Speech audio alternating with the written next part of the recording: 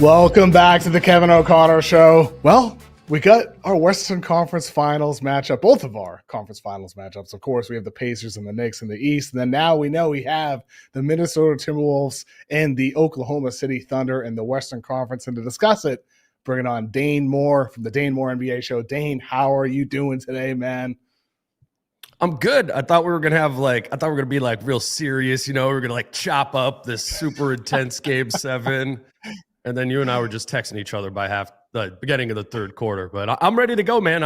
I was locked in on this one because we got Wolves Thunder coming up on Tuesday. Oh, yeah, baby. I'm excited for the series coming up. Let's talk about the game today, first of all, because Game 7's Sunday afternoon. I'm expecting an amazing down-to-the-wire performance, like you said, and we get a blowout, 125-93 Thunder win.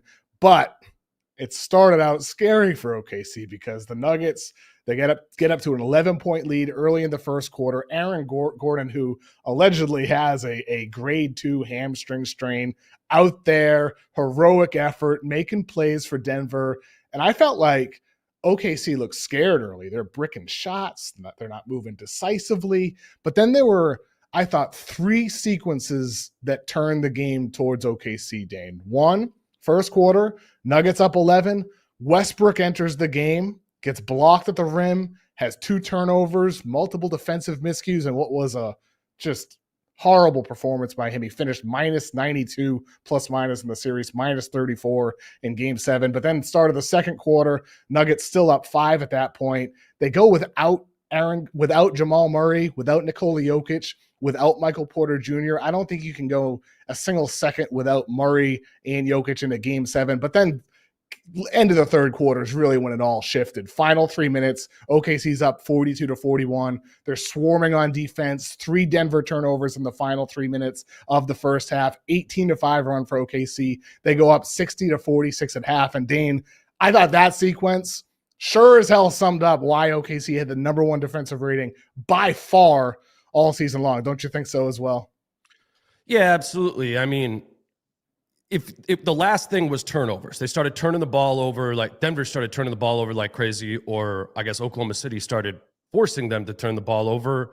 And that's this team's superpower, man. Like, they don't only turn you over more than anyone else, but they don't turn the ball over themselves. So they are dominating this possession battle every single game. And it's not fair, you know, and it's what allows people like, how does Oklahoma City go on these huge runs? It's that when they get the ball, they score. And when they don't have the ball, they get it back. It's not just a dominant defense, in my opinion. It's the way that they protect it on the other side of the floor as well. Yeah, I think that's a great way to put it, Dane. The way they protect the lead as well. And look, man, I think with OKC, their defense in today's game, I have not seen Denver have a harder time making entry passes to Jokic than they did today. Like, OKC putting small players on Jokic all game, swarming on defense. I thought it was a masterstroke decision by Dagnall because he waited all series long for this. We saw Jokic dominate Game 1, and then OKC changed their defense in Game 2. Drew Hanlon, who is a great skills coach, he works with Chet and Hartenstein. He came on my podcast and described the way they were influencing Jokic to get away from his left shoulder right-handed finishing, which is what he wants to do. And Jokic struggled until Game 5 and Game 6 when he started to figure things out. And then they make this adjustment in Game 7 to put smalls on Jokic. Now, you have a lot of people on social media saying how they were fouling all game. But what was your take on what OKC decided to do against Jokic in this Game 7? Yeah, I mean, it's so different than Game 1, right? When Chet came out on Jokic. It seemed like the game plan more than anything defensively against Jokic was never Chet. You know, they wanted it to be Hartenstein on him.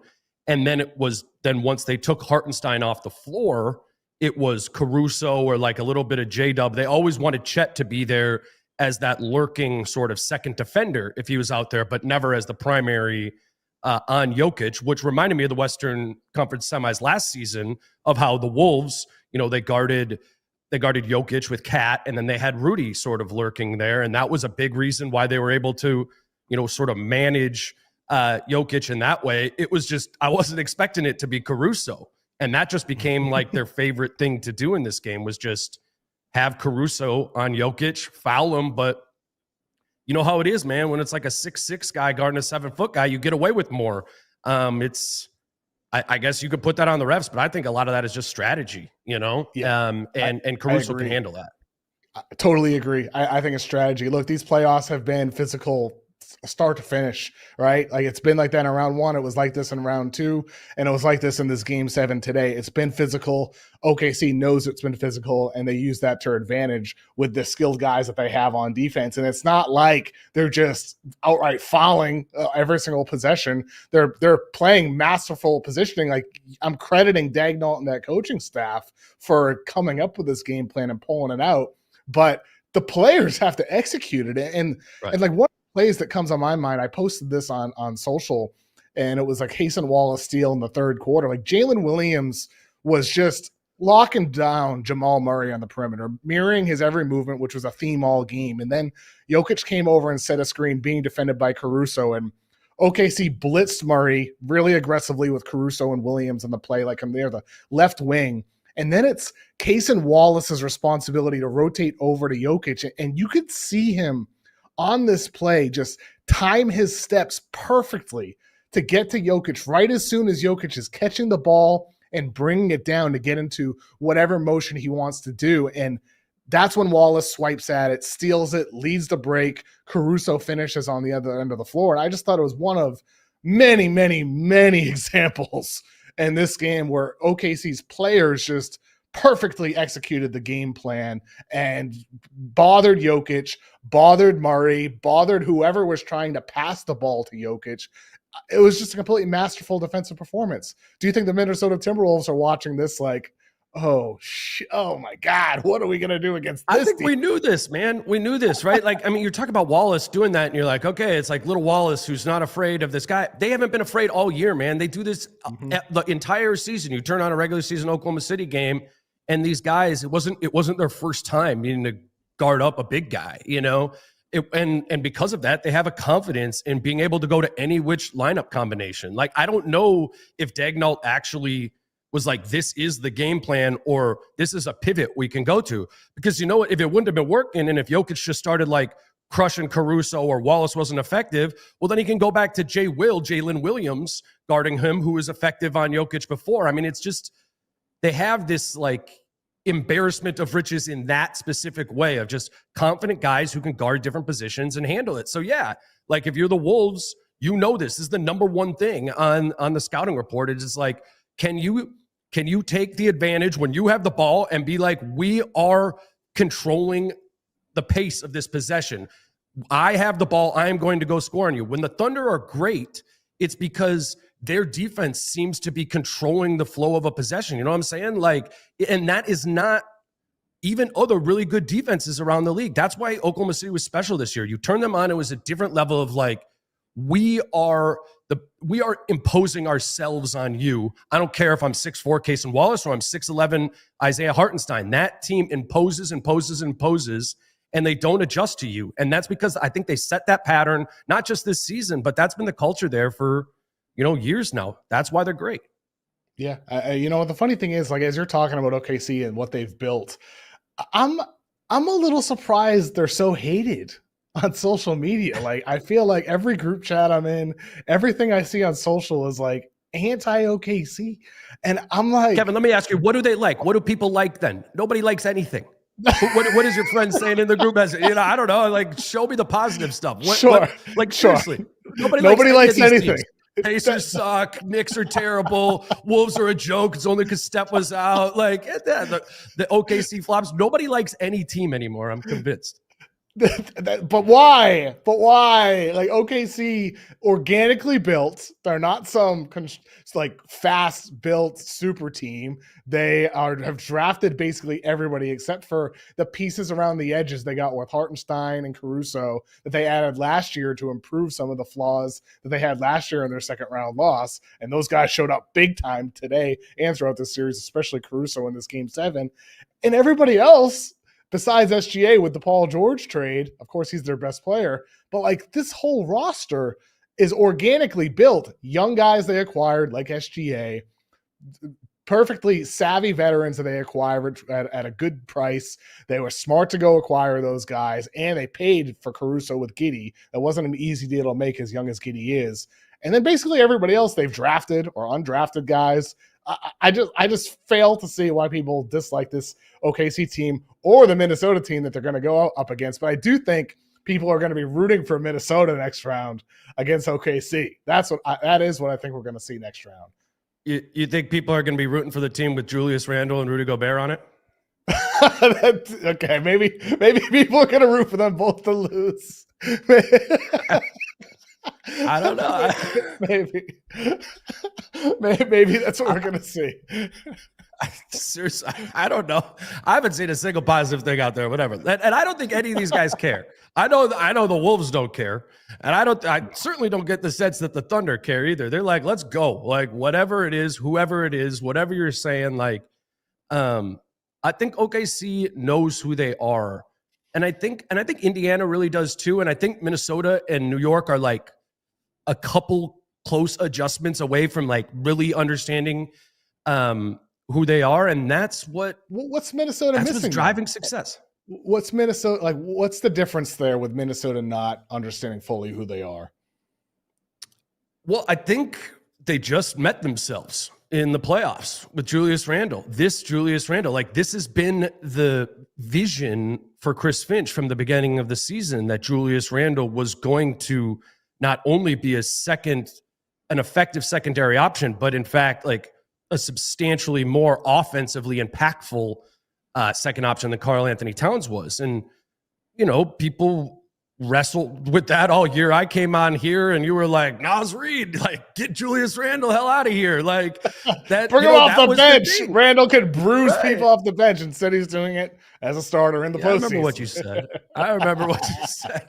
No, but like they did it. It made sense. And I'm joking. Like I was saying the same thing over the course of the season as well, because the Wolves were trying to like force this identity upon themselves. And they finally like feel like they've come to feel natural that Julius is the guy when Ant isn't going, and they understand the best ways to activate Julius.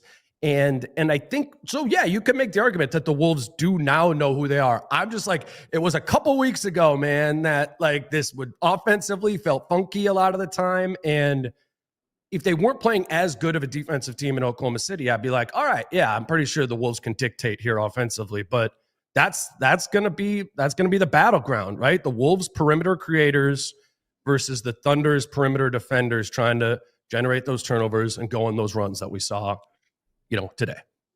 Based off of what we've seen from Minnesota through the first two rounds, what's your level of confidence in Anthony Edwards, Julius Randle, etc., to be able to effectively create against Oklahoma City in the West Finals? Yeah, well, how do you think they're going to guard Ant? That's where I think this all starts. Is, are you putting two on the ball on him, and now you're trying to get the ball out of his hands, and now you got to kind of play through Rudy on the short roll, or whoever the screener is on the short roll? Is that how they're going to try and limit him? In the first two rounds, and historically in the playoffs, Phoenix as well last year, they've just been loading up like real tight shells. Like the Lakers were really packed into the paint against Ant, gap help on the left, gap help on the right, but not like pure double teams. And I think Oklahoma City is going to be more of that version of really protecting the shell of the paint and not letting Ant get in there, but not necessarily blitzing Ant to get the ball out of his hands. And Ant's going to need to navigate that. And frankly, he's going to need to navigate that better than he did the first couple rounds, because the level of defenders, I mean, it's very different if it's Lou Dort than Brandon Pajemski or Austin Reeves. You know what I'm saying? Like, if they're going to pack it in tight there, Ant is going to need to find his way to find crevices to be able to spray the ball out to other shooters or to Julius to create himself. But that's going to be a challenge for Ant as well. We'll see. I don't know exactly what Oklahoma City is going to bring. That would be my assumption. What do you think there? Yeah, I think that's spot on. I don't expect them to aggressively blitz. I mean, I mentioned that play in the third quarter earlier when they blitzed Jamal Murray, a very aggressive blitz, basically a trap on the left wing, trying to force the ball out of his hands on the wall of steel that I described earlier. I don't expect to see like hard blitzing / trapping in the early part of this series, but I'd expect to see a lot of switching. I think you'll see a lot of switching with OKC's defense early in the series. But if it's Hartenstein involved in a pick and roll, maybe he's going to play up the touch in some of those situations. Mm-hmm. But ultimately, I think they'd save some of the blitzing for later in the series and kind of trust the switching defense and the amount of versatility they have early on in the series, because a lot might depend also on who they put on Randle. Like, how do you expect OKC to match up against Julius Randle and then against Anthony Edwards with their man-to-man matchups, at least to start possessions? Yeah, so it's funky. The regular season matchups were weird. The Wolves played the Thunder 3 times in the course of 4 games, and it happened to be when Julius Randle, Dante DiVincenzo, and Rudy Gobert were all out. Chet Holmgren had just come back from injury then. And then the first time they played him, the Wolves were totally healthy, but Chet wasn't playing. So we haven't really seen how Daigneault wants to approach that exactly with this group over the course of the season. We can't point to something specific there. I think, though, you need to prioritize Randle right now because you got Dort to be able to put on Ant. And I don't know if they go with Hartenstein there or if they just say J-Dub guarding him. I think it might just be put J-Dub there and then kind of tuck Chet Holmgren onto Jaden McDaniels would be my guess. But what they're going to also do is, mix it up over the course of the series. I just don't think it's one of those where we know exactly what this is going to look like over the course of the series, which leads me to believe it might be a matchups adjustment sort of series over the course based on what Julius is able to do against whoever they put on him in game 1. I think you're right there. It's going to be something that changes throughout the series. Probably starts with Jalen Williams. That's what I would expect with his size. We've seen OKC throughout the season have him often defend some larger players, and Randall's, obviously a massive load to handle if you're Jalen Williams, but he's shown the toughness. And I think in one of those matchups, if I remember correctly, they had him defending Naz Reid a lot, who of course is larger in his own way, just a different type of player than Julius Randle. But J-Dub has handled those matchups a lot. And Lou Dort, I would expect to be the primary guy for OKC against Anthony Edwards. But ultimately, it's going to be a lot of switching, and we're going to see tactical changes when OKC's on defense throughout. On the other end of the floor, with Minnesota on defense and OKC on offense, I do think it's interesting. I don't know if we see Minnesota pull this out, but I do think it's interesting how Denver's zone defense was so effective at turning OKC into the Boston Celtics. Like, you're taking half your shots from 3. That's what you're going to do, right? And that can work, but it can also, they can go through cold spells. OKC against the Denver zone entering game 7. I don't have the up-to-date stats. Against Denver's zone, they took over 50% of their shots from 3. That was closer to around 40% of their shots from 3 when Denver was playing to man-to-man. I wonder if maybe we'll see some of that if OKC is generating a lot of quality looks against man-to-man defense. Would you expect Minnesota to possibly pull out zone at all against the Thunder? Well, that's how they had the 25-point comeback against the Thunder earlier this season. They were down by 25 in the 4th, and they came back to win the game in overtime. It was that strip mine version of the Wolves, but it was even with Ant wasn't even on the floor in that 4th quarter of that game when they came back. And it was a 2-3 zone in the sense that there was 2 guys up top and there was 3 guys down low, but the 2 guys up top were elevated to the degree of, you remember when, Harden was in Houston and they would just send a second guy up there right away as soon as he crossed half court? They basically did that to SGA that whole 4th quarter. They were like, all right, well, we need to make up 20 points here. We're just going to get it out of his hands and hope that Dort, all those guys just kind of miss threes. And it worked. That is different than what Denver was doing, because what I felt like Denver's defense did, because the zone was a little bit more packed in, was I felt like they were just daring J-Dub to be the guy or somebody else to like puncture a gap, and it was kind of like tilting the zone towards SGA, but condensed in. And I thought it was really smart because it just made it so somebody else had to be the guy that was puncturing the gaps to get to the basket, or the Thunder just have to settle for threes, which they can hit at a high clip, as we saw in the second half and this and that. But it is a gamble if you're going to play zone against them. I do think it's a tactic that you could see periodically, probably more so when the Wolves are down, to try and just catch lightning in a bottle of a bad shooting run from the Thunder, more than it being like there's no way they're going to run it as much as Denver did. I think they're going to play drop with Rudy, and that kind of feels like a zone sometimes too. Like, not going to give Shea open 15 footers, but like it's going to be drop coverage, and it's going to kind of feel like a condensed zone there. And then the actual zone, if they show it, is going to be more of like a press at half court and coming back. At least that's what it looked like during the regular season. Do you think the Wolves brass is crushed by the result of this Game 7 instead of a injured, hampered, sick Denver team? I thought you were going to just say from like a Denver perspective. I don't think any of us want to go back to Denver anytime soon. But the Wolves and Nuggets have played each other like 25 times in the last 4 years. Like, we've been to Denver. You want to go to OKC though? You want to go to OKC though? I don't want to do that either. You're right. No. Denver would have been a significantly better matchup. Yes, they are probably kicking themselves that didn't end up happening there, especially with Gordon out. Denver would have been a better matchup. The Wolves have their strategies against Murray and Porter Jr., and then they just kind of let Rudy try to handle Jokic. I think they would have been more confident about that happening just because they've seen it. I don't think they're not going to be confident against the Thunder. It's just not the biggest advantage of Denver is the Wolves would have known right now how they were going to play them.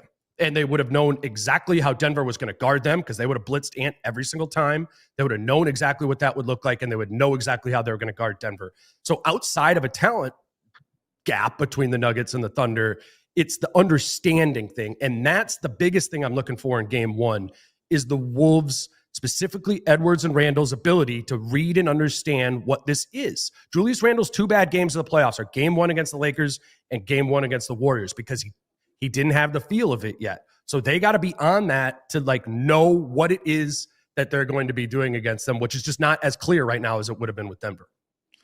Yeah, I mean, I think that's a smart point, because Minnesota knows Denver. But with that said, that makes me think about, do you think they spent these last 4 days prepping for OKC? Because they know Denver. They already have their Denver game plan. They finished off the Warriors on Wednesday.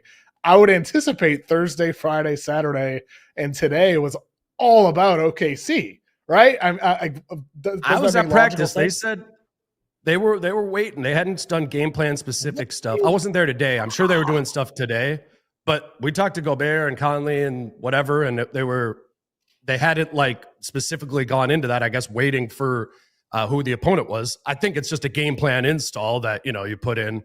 They probably put that in today, and they had the 2 options there readily available.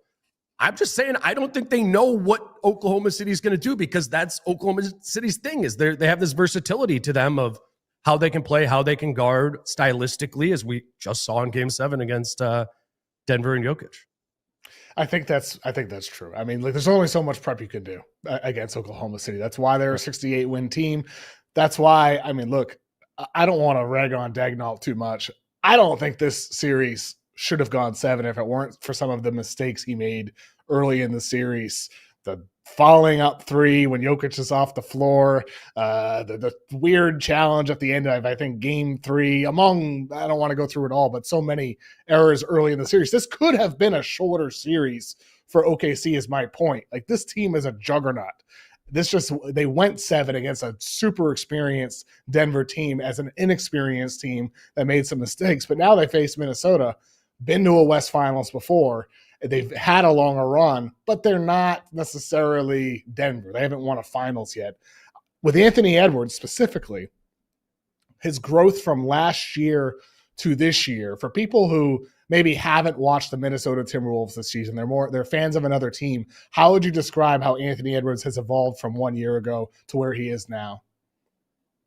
It's that he doesn't dunk anywhere near as much as you would think he does if you're just watching highlights on Instagram. Like that, obviously you can do it, and those are cool. But it's kind of like Cat. Cat was always like, oh, best 3-point shooting big man in the league.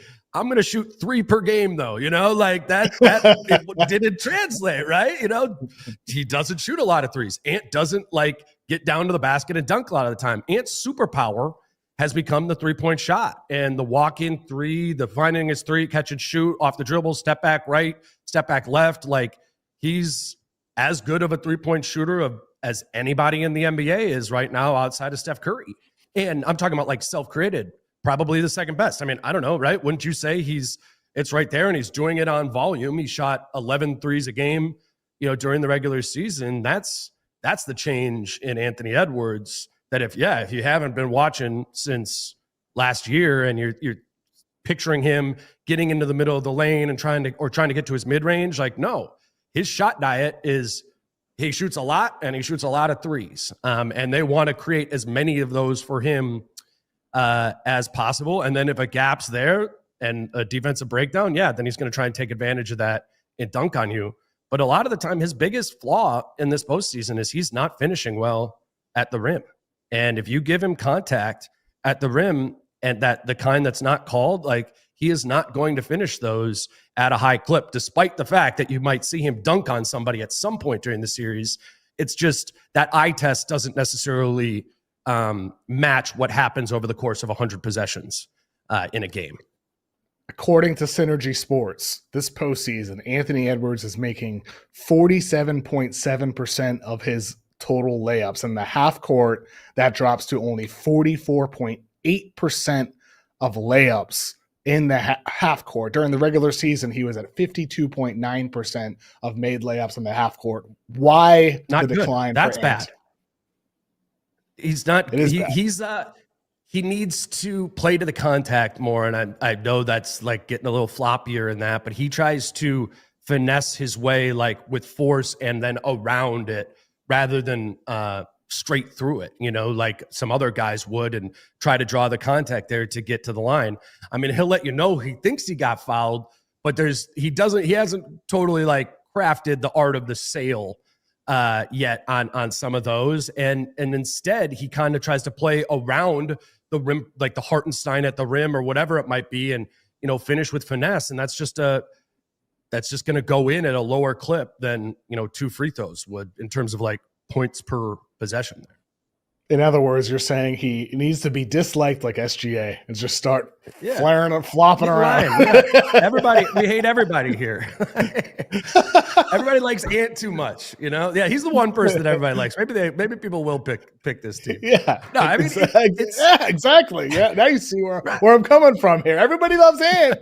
SGA, everybody just thinks he's a grifter and a flopper, which is ridiculous. But also, he does grift and flop sometimes because you have to. To your point, you got to get off X, man. You got to. You got a T-shirt on? What's happening, dude? This is it's a black your shirt. Brain. I had to zoom out and the logo. Oh yeah, sure. Kevin O X-rated, yeah. Good nickname there. No, one other thought here with Minnesota. I get the impression you're not totally confident in the series. Would you be picking the Thunder? I mean, don't label me like a hater. They won 68 games. The Thunder are really good. I mean, in all seriousness, though, it's hard. I'm around the team, over the course of this season. You're writing stories, doing podcasts about the things that don't work for a team. And there was a lot of things that didn't work for this team during the regular season. And so those are more fresh on my mind and fresh in my understanding. But what I've been saying in this postseason is I need to let some of that go from my mind, because what's happened in these postseasons is a lot of the issues that they've had during the regular season go away in the postseason due to greater focus, greater intention, greater effectiveness. One of the biggest ones all year was the Wolves were terrible in clutch time and have been awesome in this postseason. In that really impacted my view of where the Wolves could go in the playoffs. I watched this team blow game after game after game close in the fourth quarter during the regular season. So that impacted how far I thought they would go, because clutch time is like playoff basketball, right? But Ant hits another level. Julius started making more sense. Other guys have filtered into roles that fit them effectively for those times in the game. And now they look like a very different team. Like, this is not a 6th seed. You know, they were a 6th seed regular season team. And now I need to remember that this is just one of the best teams in the NBA right now. So maybe let go of some of those mental baggages or memories of what didn't work during the regular season, because largely it is working for this team. And so maybe that does give them a lot better of a chance against the Thunder than I would have said a month ago when I was thinking about the 6th seeded Timberwolves versus the 68 win Thunder. I don't know, man. I got to see it. Like, I want to see these games and see how they play against this Thunder team. I think if I were power ranking the championship contenders, the final 4 teams there, who's most likely to win the NBA Finals, I would put it number 1, Oklahoma City. Number 2, Minnesota Timberwolves. Number 3, crazy, Indiana Pacers. Number 4, New York Knicks. Do you have any disagreements with that? In other words, I'm saying the finals winner comes out of the West. I think it's close between the other 3 teams. Yeah, that's how I would put it. I might have the Knicks above the Pacers. But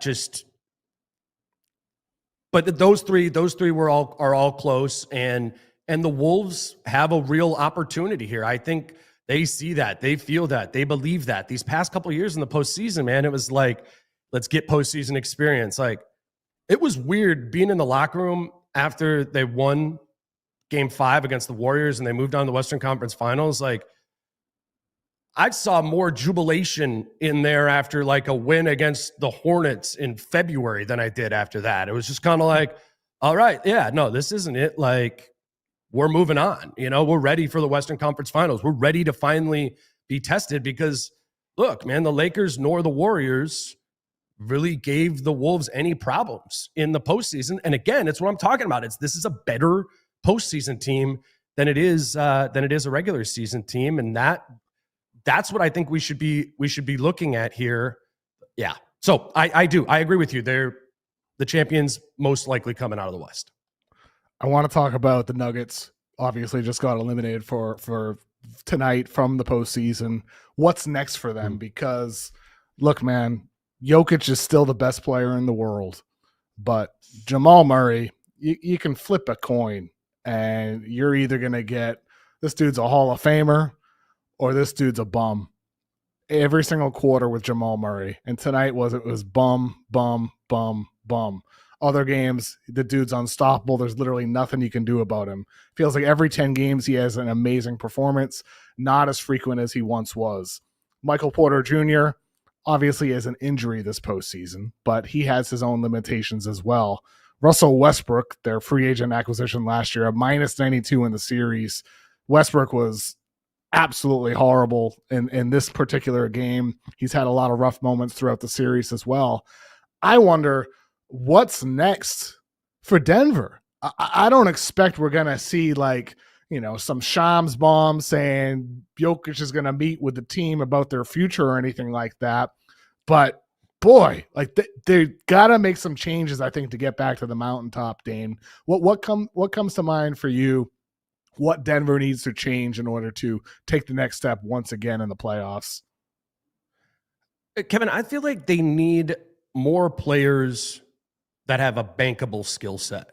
And I know you can do the bum to Murray, and I know he struggled and he was hurt and there's injury factors to that. I have no problem with the Denver Nuggets starting 5. I think you get them healthy, that's fine. I think the misstep was trying to round out your roster with young players that you do not know what they're going to be able to give you. And it would have just been really helpful in this series if, remember, like, Justin Holiday was on the team last year in the postseason, and not a great player, but there's a 3-and-D catch and shoot guy, or just somebody who can space the floor for them effectively. When we're like, I don't know, I heard you and a lot of other people like, yo, Julian Strother after Game 6. And I was like, man, if I'm the Oklahoma City Thunder, I say, I hope to God that you play Julian Strother for 20 minutes in the next game, because we're going to cook him. He should have played. He should have played more tonight after Game 6. I know, but it's indicative of a bigger problem when there aren't even there are not bankable things you can get out of anybody from their bench. The only bankable thing you get from anybody on their bench is chaos from Russ, which hits every so often. I just think they've put way too much stress on the main guys in that group, and it's just hard for me to rip on Porter Jr. right now, given what he was going through. Injured. But we also know the history there. Maybe that's a starting lineup lever that you pull. I just don't know how much that asset is going to get you or how far that's going to take you, given what his contract is. I don't know. I just think, generally speaking, this Denver Nuggets team was close to winning the championship this year. That's true. If what you just said was true about the Wolves having the second best odds, I think if they win that game today somehow, that I know they lost by 30, but if they somehow won that game, you have a healthy Gordon, whatever, I think the Nuggets they're the favorites to win the championship. So what that says to me is, if you put competence around Nikola Jokic and he's as good as he was, then I see no reason why the Nuggets can't be a title contender again next season. And I'm not ready to go blow it up or even make some sort of aggressive, I don't know, maybe a Porter trade. That's the only thing I can really see there. See, I think it's fair. I do think what you're saying is fair, especially in regards to, Murray is sick.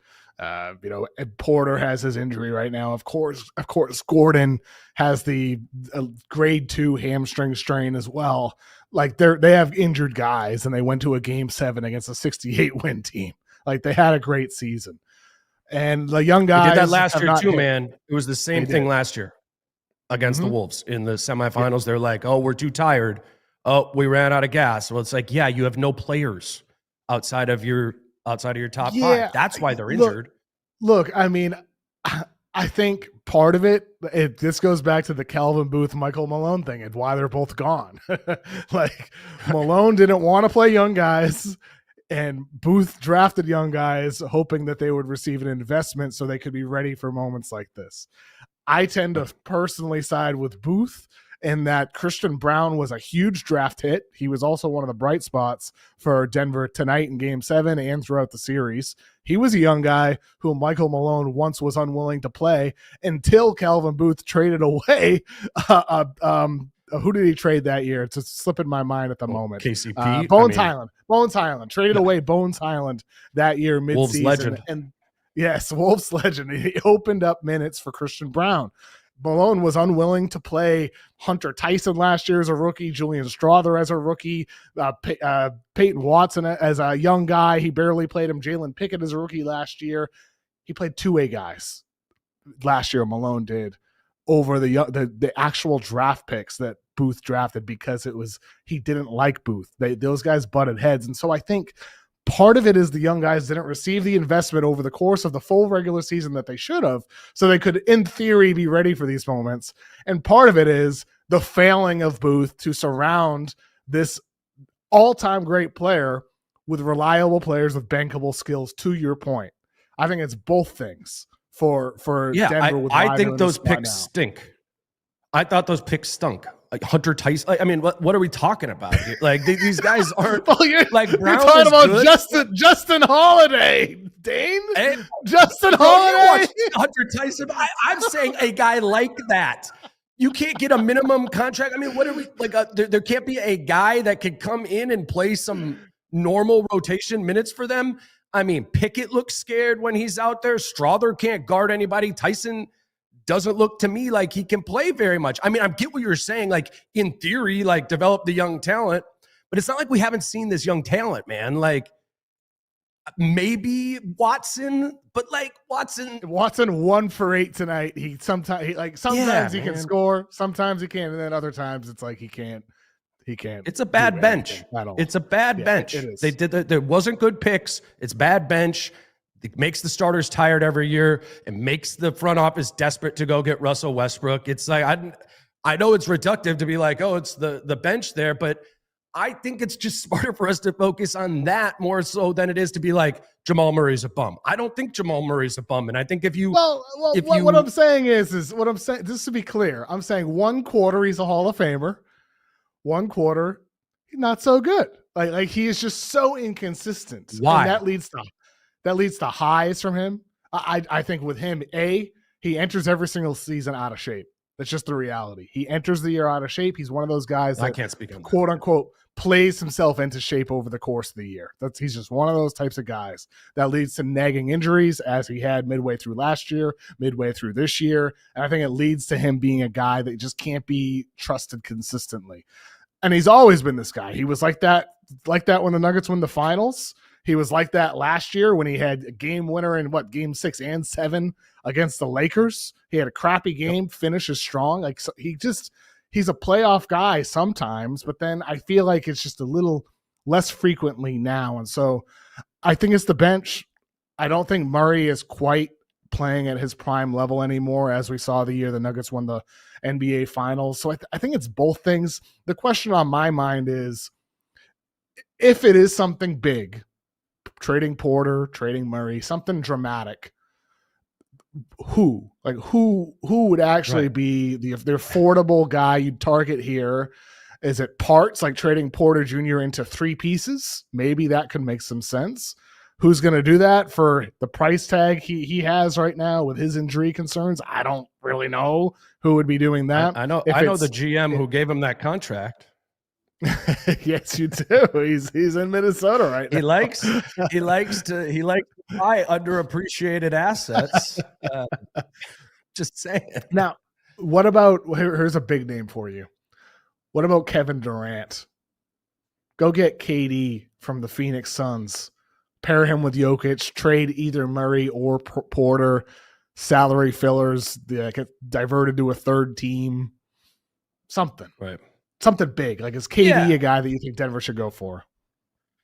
Well, it's going to need to be a little bit more desperate than like a great fit or like a long-term play, given the money of Porter Jr. and Murray. Like, Murray's making 46 next year. Porter Jr. is making 38, and both of those go long-term into the future. I mean, Jamal's making 58 in the 2028, 2029 season. So you're in this position where, sure, we could be like, hey, let's have a meeting. We want to talk about trading Mike or Jamal. I just don't know how attractive that is going to be. I mean, the Jamal contract reminds me a lot of the Cat deal and the Wolves then getting off of that, because it wasn't that they didn't like him, but they needed to change. And so then because his contract was so bad, they had to trade him for another player with other issues. And Durant is different than that, but his issues are age and what comes with Kevin Durant. But yes, I think if they do trade Jamal Murray or Michael Porter Jr., it's going to be for a player maybe like KD, where you go, all right, this is a little bit of a risk, but I understand or getting off of a really intense contract in Murray or a really intense contract with Porter Jr. I think just so much of it starts with how much money those guys are making. We're currently having all these talks about, what's Giannis going to do this offseason? Are the Bucks going to trade him? Should Giannis demand a trade? Why do you think that's never a conversation with Jokic in Denver? That dude's different, man. Like, he's just different. Like, he's the antithesis of all of these other stars in the way they carry themselves. I mean, he strikes me like Tim Duncan. And there's just a value in home and an understanding of what it is. Now, I think the fair thing to bring up now is, his pop is gone, right? Like, Michael Malone's not there anymore. Tim Conley isn't there in the front office anymore. Calvin Booth isn't. Does that start to impact the foundation of comfort that Jokic has? I've just always thought if you can keep him comfortable enough, he's not going to leave, because that's just seems to be the type of guy he is. Though it's getting dicey. Yet at the same time, I think he understands that we were close to winning a championship this year. Give me a little bit better. Give me tweaks to this roster rather than get me off this roster. I feel like we're at that point more so, especially because it's him. I mean, we could talk about these contracts being bad. It's a hell of a lot of a better situation than the Milwaukee and Giannis salary cap situation and draft pick situation is, Totally agree. Yeah. Yeah. I mean, the Bucks have nothing really. Nothing. It's an old team, not a lot of great support around him. It's just not a lot of hope there. Whereas with Denver, as we're talking about, they lose in the second round again. But they're probably the favorites if they had won the game.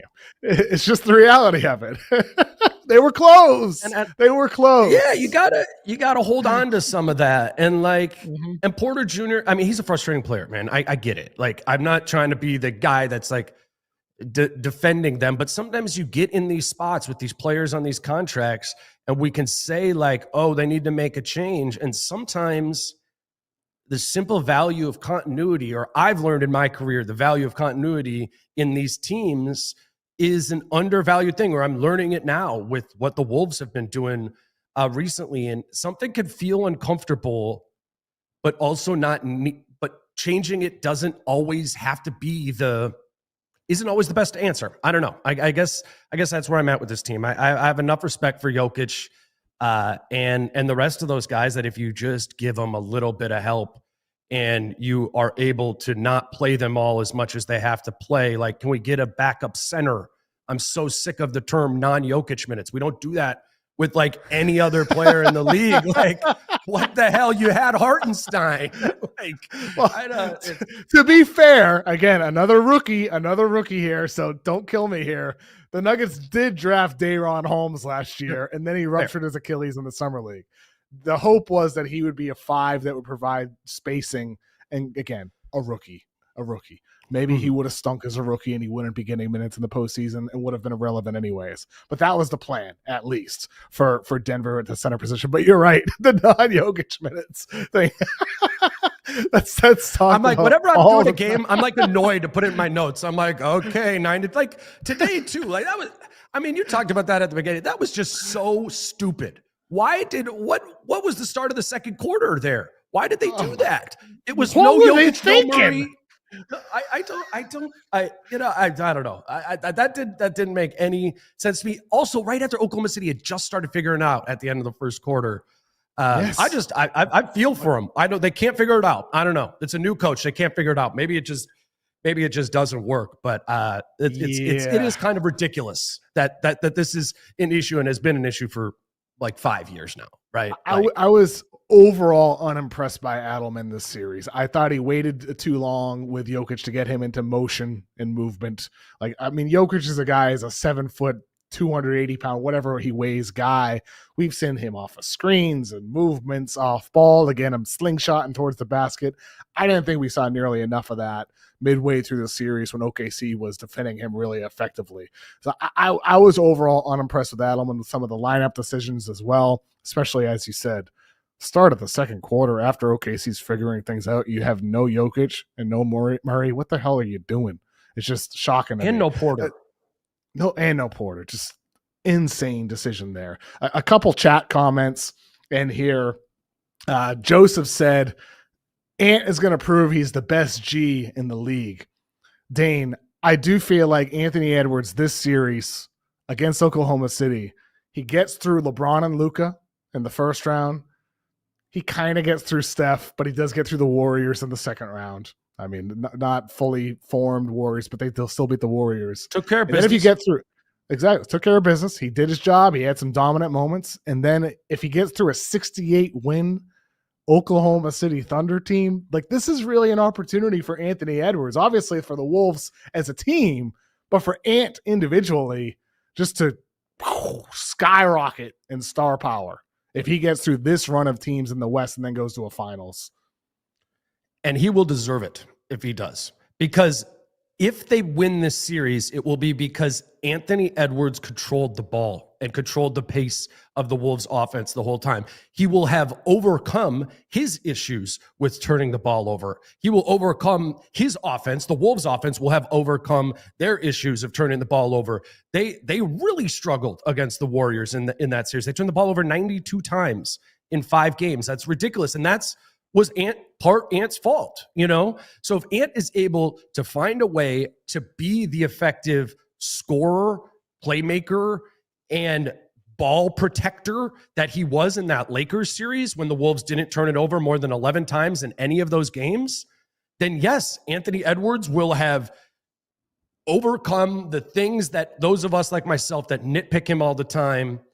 He will overcome that, and he will have his team in the NBA Finals playing smart, effective basketball that he has not been known to have done for the first 4 or 5 years of his career. He's been a flash, lots of flashes in the pan over the course of the time. He often isn't consistent. And the times he has been against the Nuggets last year and against the Lakers in the first round of this first round series, those were not good defensive teams. This is a whole nother level of challenge for him to be kind of point Ant, lead the offense, and do it without letting them go on many of those turnover-fueled runs that the Thunder, not due to every team in the league, including the Wolves. They did that to the Wolves this year as well. They did that to Ant as well. He has an opportunity, to not only be in the finals, but to have overcome the few shortcomings that he even does have left in his game at 23 years old. I mean, like I said, as a nitpicker of Anthony Edwards, if he's able to get through this Oklahoma City defense, hat tip, man, you're one of the best players in the NBA, up there at that point. Kevin McGovern, a.k.a. Kevin McWolves hater, says in the chat, Thunder are going to run the Wolves off the court. There's a chance. There's a chance that happens. I don't think they're going to run them off the floor. We saw some warts with OKC this round against Denver, and Minnesota's got a hell of a defense. They got a hell of a best player in Anthony Edwards. They got a ton of different guys who can get scorching hot, whether it's Naz Reid or Julius Randle. I mean, McDaniels can have his moments as well. Gobert can have a 27 and 24 game, as we saw against Jackson Hayes. I don't see that happening against Oklahoma City. But I got a Gobert jersey over my shoulder. I have to mention Rudy. Hey, he's important though. He's important too. It's just not. It's just if he can be an elite drop coverage center against an elite mid-range player in Shai Gilgeous-Alexander, man, that's going to make a world of a difference in this series. And Rudy has not been involved in the offense. And when he has, it's been fumbly through this postseason, but he hasn't really been involved very much. The 27 and 24 game you're referencing, well, that was game 5 of the Lakers series, and they blitzed Ant every single possession. So there you go. Roll down the middle of the floor, Rudy Gobert, and tuck yourself into the dunker spot. And if Anthony Edwards can find you, dunk, dunk, dunk. That's what I'm saying. It's all Ant. Whatever these guys decide to throw, everybody else's job adjusts to how Ant handles that. He has to put Julius in position. He has to put Jaden in position in the corner. It's all, he is the sun, man. And they have to all orbit around that effectively, including Gobert. And I think a lot of people will sleep on Gobert in this series, and they'll probably sleep on him during the series, and they'll probably won't give him any credit after the fact when it's done. But if the Wolves win this series, it will be because their defense was just as good as the Thunder's defense was. And I don't know, man, show me a way that the Wolves defense can be as good as the Thunder's defense without the presence of Rudy Gobert. We all love Naz Reid.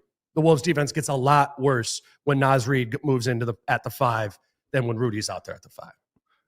Dane, do you have an early series prediction? I mean, I think the Thunder should be favored for sure. And I think they deserve that. I think it would be, disrespectful to not give them that. And frankly, they probably deserve less than 7 games. I know it's weird because the Wolves will be home for game 6, but yeah, I'm not a big pick it in the amount of games. I'm more of a percent chance of winning the series.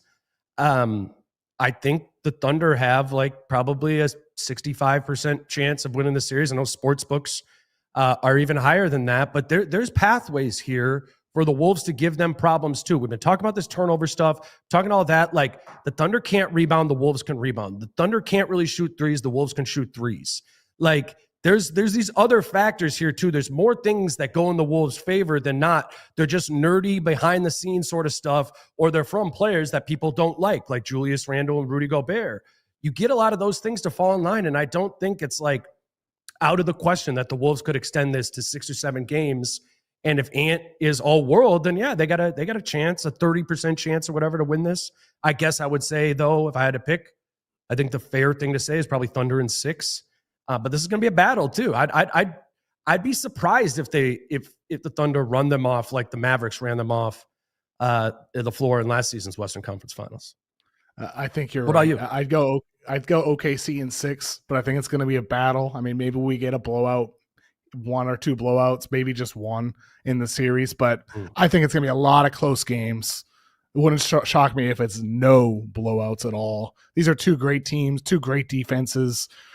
They both have great best players on their teams, and Jalen Williams and Julius Randle, these other guys who are capable of stepping up and having big performances as well. That's going to be where the difference lies. And as you said, Minnesota's shooting versus OKC's shooting and some of these other factors, I'd lean OKC, like 65, 70% or so. I think that's a good number you gave it, but I'm not discounting this Minnesota defense with Gobert and Anthony Edwards leading the offense. I think it'd be foolish. You haven't even said Jaden's name, man. Jaden McDaniels. Like, dude, he's as good one as of the best perimeter defenders perimeter in the world. Yes. Yeah. Like, that's going to be tough for Shea. Like, I mean, Shea's going to be fine, but you also got Nikhil coming in off the bench who can guard him and move with him. You could put Ant on him at times. Like, Ant's a very good defender in his own right. In isolation, and if that's sure, yeah, what it is. But I want to ask you, like, who wins between Jalen Williams and Julius Randle in this series? Like, are we like who wins the number 2 player? But I know that's reductive, and that's like we're on like first take or whatever. But I do think that's I think that's an important question in this series, given what we saw J-Dub struggle with at times in this series, not tonight, but earlier in the Denver series. And like, we got to give Julius some respect. It's not like he was doing what he did against bums. Like, he was giving it to Jimmy Butler, Draymond Green. Like, I think that's probably closer in reality than most people think. Where are you at between those 2? I would give it to Julius Randle. What has Jalen Williams really done to give you any sense of confidence in him to be able to consistently do it? Whereas, as you just said, Julius Randle did it against Draymond Green. He did it against Jimmy Butler. Like, those guys are great defensive LeBron players. James. And Grant he did against LeBron in the first round. Randle has been tremendous this entire postseason. He has been consistent for the most part. He has brought it in some really tough matchups. And with OKC, it's going to have to be probably Jalen Williams or Lou Dort, like defending Randle. In the chat, Jack said Chet maybe or Dort. There's no clear answer. You think Caruso would be the guy defending Julius Randle? Well, I mean, he's not going to start, so you're going to have to start probably with J-Dub on Randle. But yeah, like, I think they have options of guys like Julius. Sometimes, like, he could get his against, like a smaller guy, and then you can maybe, if you switch a bigger guy onto him, like we saw that during the regular season. I respect to him. It didn't matter who guarded him. He gave him work last round. But, I think if I'm Oklahoma City with both Ant as well, like, throw both of those guys different looks. I think just in confusion, you might be able to generate some turnovers there. I was rewatching the first game between these 2 teams earlier in the season. They had Case and Wallace picking him up full court and stealing it, wow, from him there. Like, there's a lot of, they got a really good defensive team. But this Julius Randle that you just said is better than Jalen Williams. I don't know if I go that far, but it's close. It's at least close. Like, and if it's performing close, better, it's better in a vacuum. Probably not. Still playing defense. Right now, offensively, sure, yes. Jalen Williams still better defensively, but right now, offensively, Julius Randle has been better in the last month and a half. I think that's fair to say. And last time I was on this podcast, me and you were hypothesizing ways to trade him for like Jabari Smith or something. We're like, that would be a good return. We were wrong. You were wrong. Too. It's okay. It's okay to be wrong and to change your mind. Dane, man, what a journey this year's been for the Timberwolves, and now to face off against the Thunder. I can't wait, man. Tuesday night. Appreciate you joining me today, man. Where can people find your stuff? You can listen to the podcast wherever. It's on YouTube as well. We're recording like at the stadiums right after all the games. So we'll be recording right after game one in Oklahoma City on Tuesday night. And so you can kind of look for those first thing in the morning, right after every one of these games. It'll be myself and some of the other reporters who cover the team on my show, kind of like cycle through. But yeah, you can find that wherever. And I think we're going to get you on at some point during the series we'll see where we were right or wrong here. Yeah. Anytime, Dane. I look forward to coming on. I appreciate you coming on my show today, man. Thank you so much for joining me. And thank you, everybody, for giving us a listen and a watch on YouTube. Give us a thumbs up, a like on YouTube if you're watching us live right now, and follow the podcast wherever you get your shows, on YouTube, on Yahoo Sports, or on the Kevin O'Connor Show page on Spotify, Apple, anywhere you get your podcasts. Thanks, and have a good night.